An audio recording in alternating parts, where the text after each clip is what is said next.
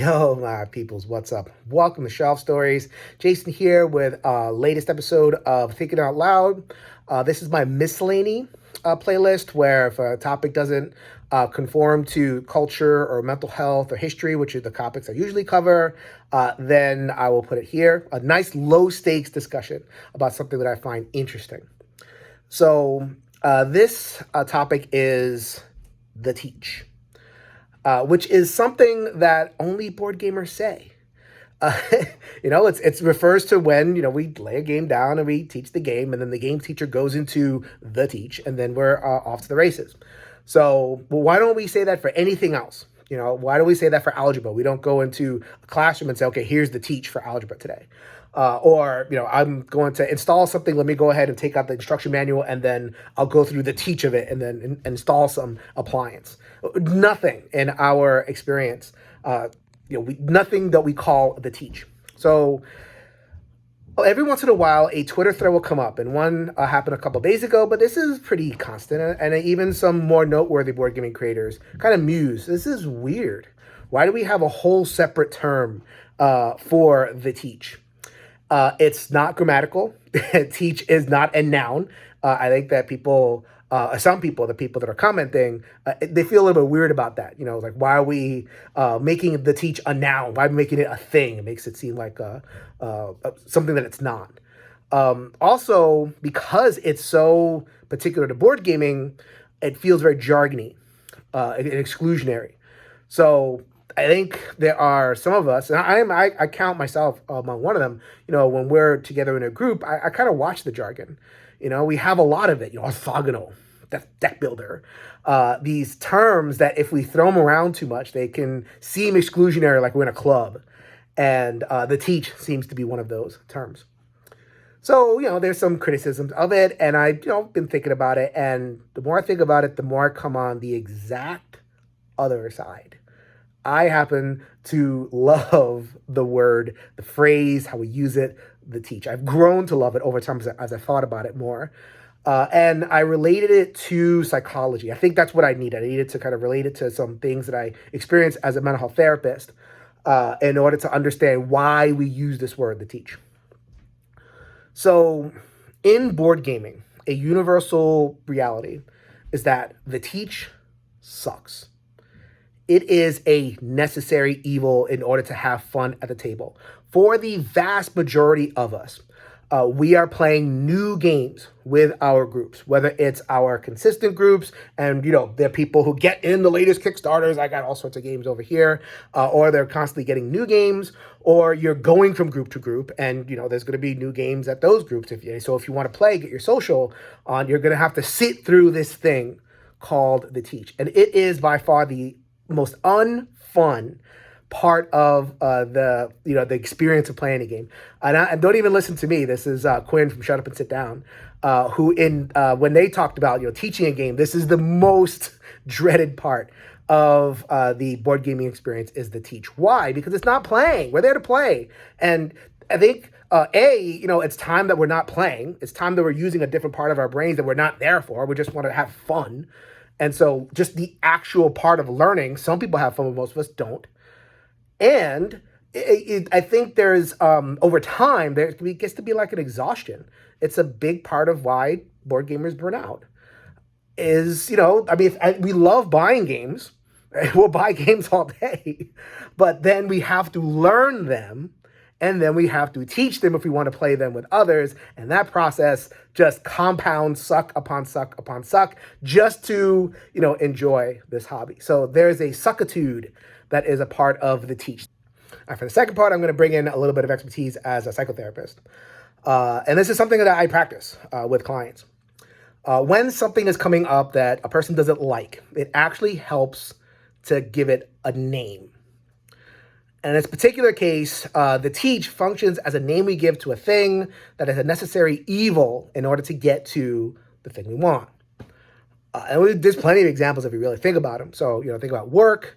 We call it the grind.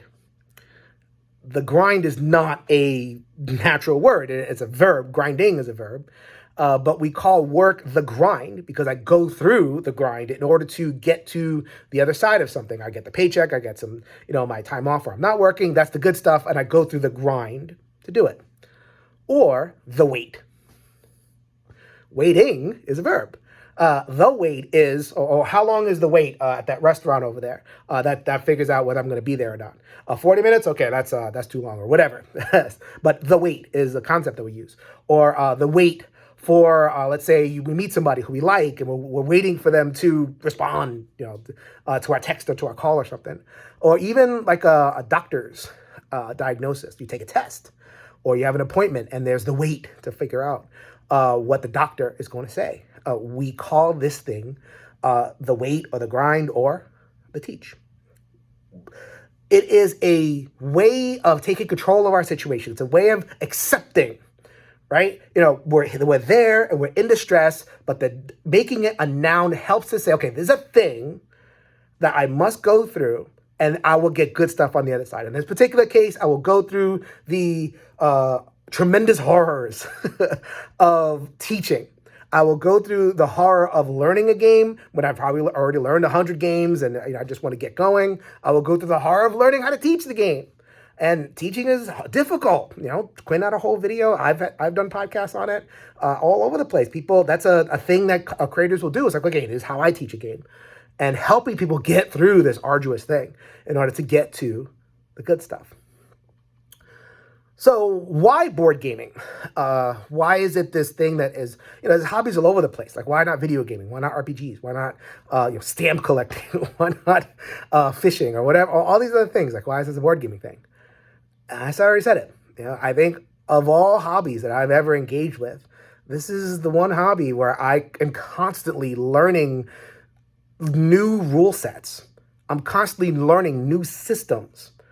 If I want to, if I would do a social video game, they tend to play, just, okay, we're going to play different maps in a war zone or something like that. If I'm playing an RPG, we're playing the same system, but then it's just the adventure that kind of unfolds over time. There's nothing to really teach. You're experiencing it in an RPG. In a board game, it's actually, I think it's an exception when a game, when a group plays the same game over and over again.